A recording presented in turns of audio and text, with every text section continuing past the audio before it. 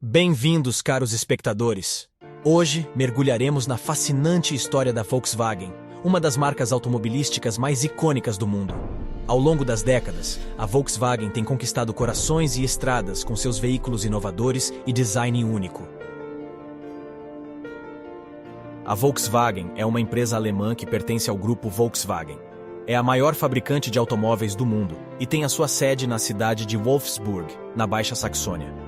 O grupo Volkswagen, além da marca Volkswagen, é também proprietário das marcas Audi, Bentley, Bugatti, Ducati, Lamborghini, Seat, Porsche, Skoda Auto, MAN, Volkswagen Caminhões, Autocarros e Scania.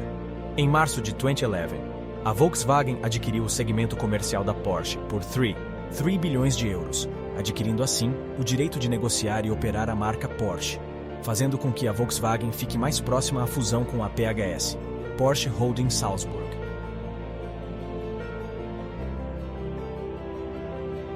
Em julho de 2011, a Volkswagen, que já era o maior acionista do grupo Mansé, elevou a sua participação para 55,9% das ações, consolidando-se como acionista maioritário.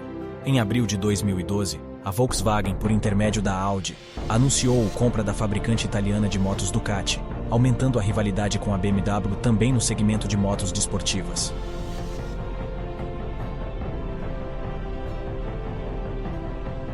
A origem da empresa remonta à década de 1930 na Alemanha nazi e ao projeto de construção do automóvel que ficaria conhecido em Portugal como Carroça, na Alemanha como Käfer e nos Estados Unidos e Reino Unido como Beetle.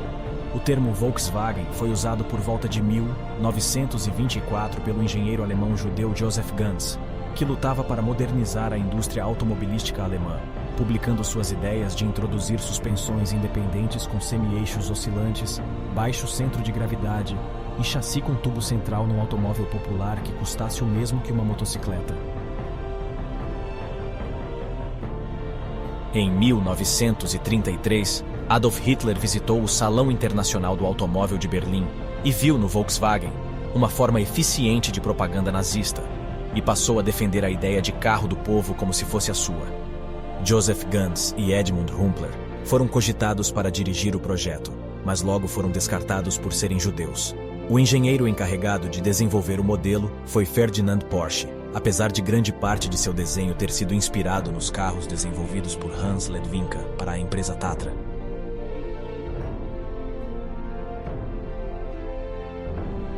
Cerca de 336 mil pessoas pagaram pelo modelo e protótipos do carro, chamados em alemão KDF-Wagen.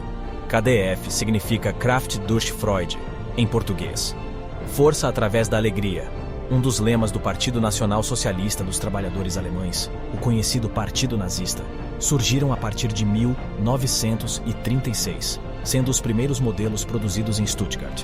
O carro já possuía as curvas de seu formato característico e o motor refrigerado a ar, de 4 cilindros, montado na traseira, similar ao Tatra. Erwin Komenda, chefe de desenho da Porsche de longa data, desenvolveu o corpo do protótipo que seria igual ao dos carochas posteriores.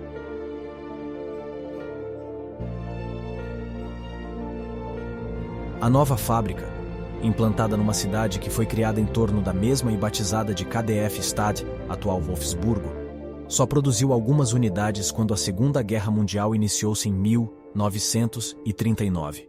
Como consequência da guerra, a sua produção foi adaptada para veículos militares, como o Jeep Kübelwagen, o modelo anfíbio Schwimmwagen e o Commanderwagen.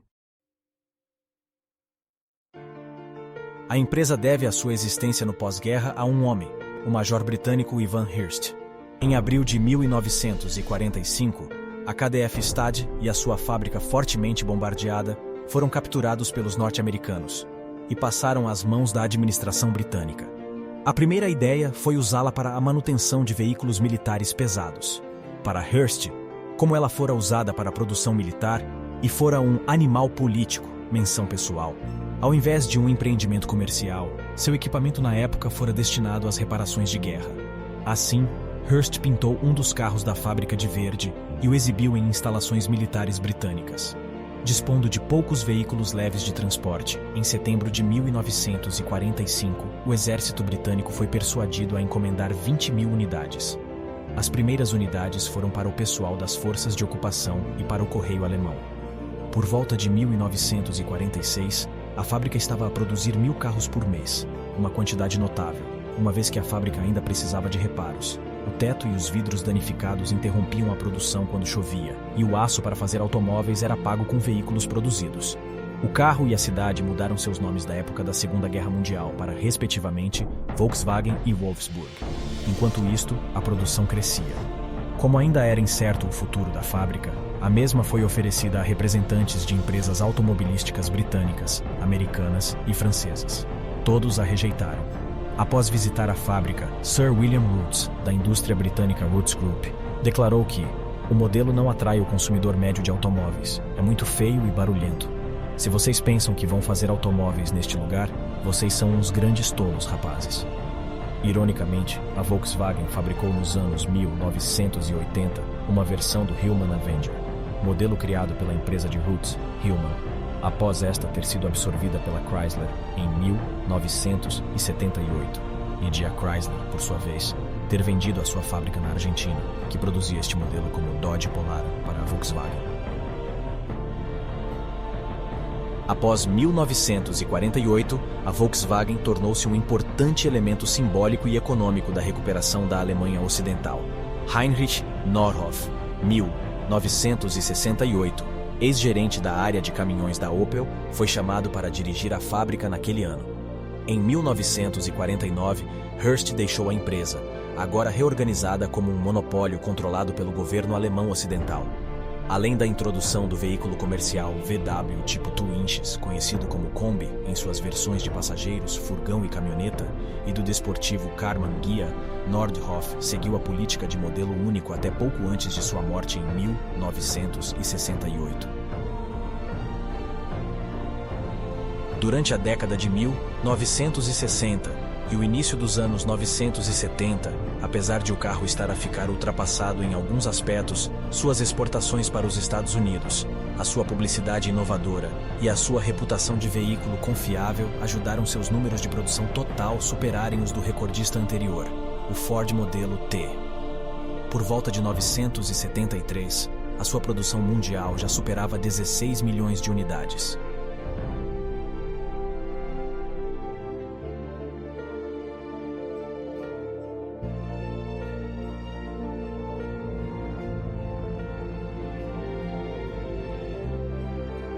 A Volkswagen expandiu a sua linha de produtos em 1967 com a introdução de vários modelos tipo 3, os quais eram essencialmente variações de desenho de carroçarias, hatch, 3 volumes, baseados na plataforma mecânica do tipo 1.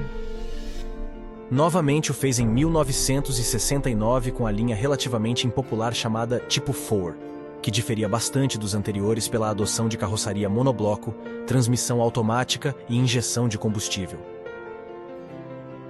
A Volkswagen, VW, enfrentou sérios problemas em fins dos anos 1960, com o insucesso dos tipo 3 inches e tipo 4 inches, e também com o K70, baseado em modelo da montadora NSU. A empresa sabia que a produção do Käfer, Karocha, iria terminar algum dia, porém o enigma sobre como substituí-lo se convertera num pesadelo. A chave para o problema veio da aquisição da Audi/Auto Union em 1964. A Audi possuía os conhecimentos tecnológicos sobre tração dianteira e motores refrigerados a água dos quais a Volks tanto necessitava para produzir um sucessor de seu Tipo 1.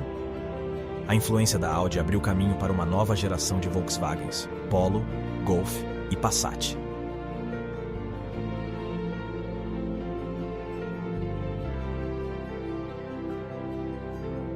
Desde a introdução do Golf, a Volkswagen tem oferecido uma gama de modelos semelhantes à OES de outros fabricantes europeus. O Polo, menor em tamanho que o Golf e introduzido na mesma época, os desportivos Scirocco e Corrado e o Passat, de maior tamanho, foram os mais importantes e significativos. Em 1998, a Volks lançou o chamado New Beetle, um carro com plataforma baseada no Golf e desenho que lembrava o Beetle, Käfer. Em 2002, a empresa alemã, cujo nome traduzido ao português significa Carro do Povo, lançou 2 automóveis para o segmento de alto luxo, a limusine Phaeton, como se chamam os sedãs na Alemanha, seu maior mercado, e o SUV Volkswagen Touareg. A Volkswagen AG também é proprietária de outras marcas automotivas notáveis, como Audi, Porsche, Seat, Skoda, Bentley, Bugatti e Lamborghini. Essa extensa gama de marcas permite que o grupo Volkswagen atue em diversos segmentos do mercado global, desde carros populares até carros de luxo e veículos esportivos de alto desempenho. A Volkswagen tem buscado constantemente desenvolver veículos mais sustentáveis e eficientes, com foco crescente em eletrificação e mobilidade elétrica. A empresa tem investido em pesquisa e desenvolvimento para lançar uma nova geração de carros elétricos e híbridos, visando contribuir para a redução das emissões de carbono.